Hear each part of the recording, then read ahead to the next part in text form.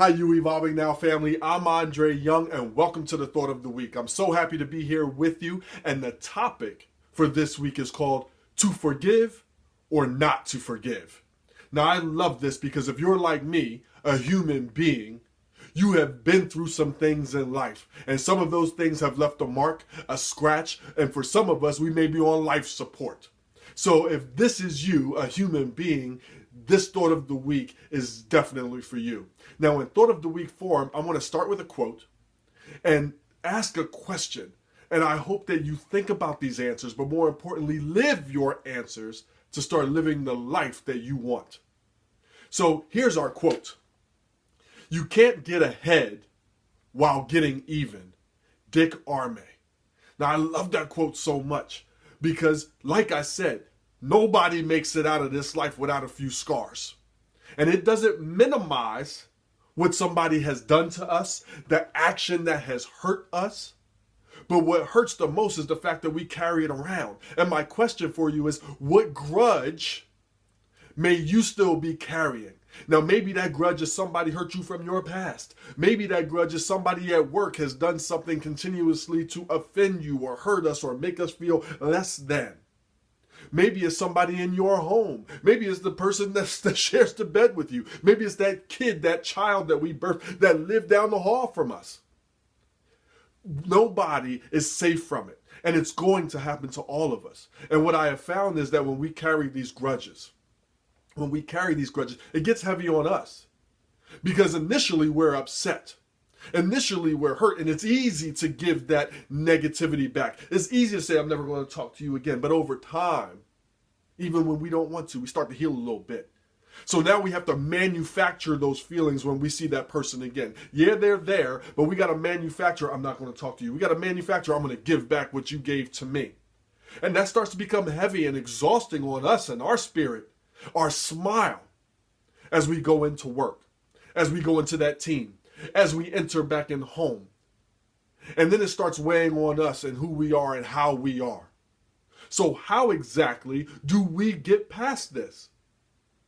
And it really comes down to if you choose to forgive and let go. And I say if you choose to, because when we talk about forgiveness, one of the things that is a serious misconception is that it's just, okay, I forgive you and we move on. And we all know that we can forgive, but we're not going to forget. But there is a process and some concepts behind forgiveness that maybe you don't know. And I want to share them with you now.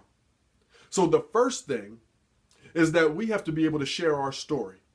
And one of the things with sharing our story is, one, it's not for everybody. Your story is not for everyone. Have you ever been at work and saw somebody have a bad day? And everybody that came inside their 18 inches of personal space got their story. That is not going to be helpful. Yes, we are sharing our story. Yes, we are getting it all out. But at some point, why are we doing that? Why are you doing that? A lot of times we're seeking bobbleheads to tell us how right we are, how wrong the other person is. And then we get to go back to that relationship at work, at home, as a parent, with our chest stuck out, righteously feeling that we're more right than anybody else and they're more wrong because now we got evidence and support.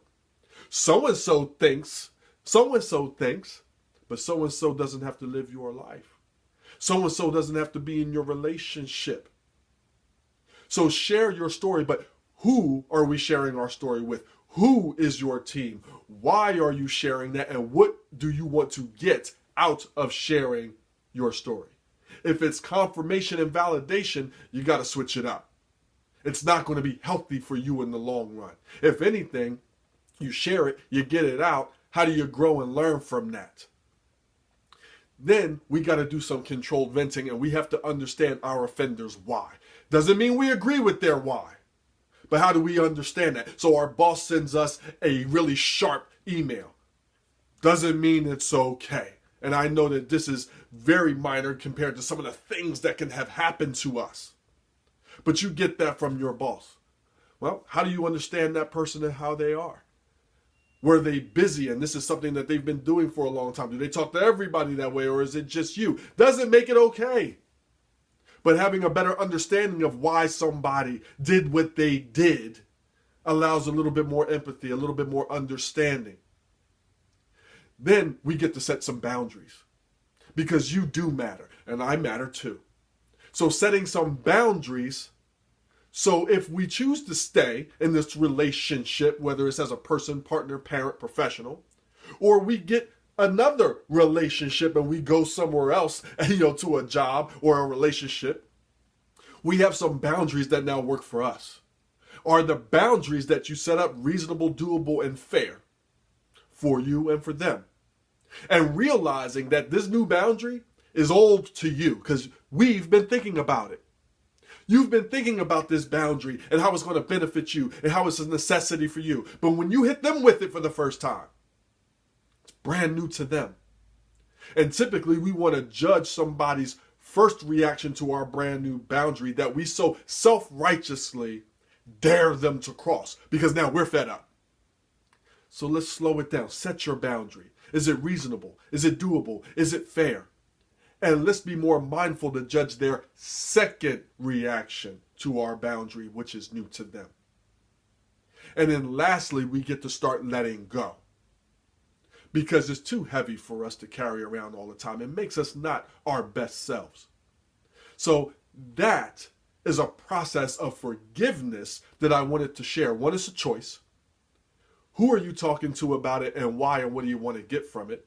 Understanding your offender's why, setting some boundaries for ourselves, and then we get to let go and start living the life and lifestyle of your dreams. So my question for you is this. What grudges may you be holding on to that are hurting you as well as your relationships in your 4 Ps as a person, partner, parent, and professional? And if we're going to talk about forgiveness, my second question is this.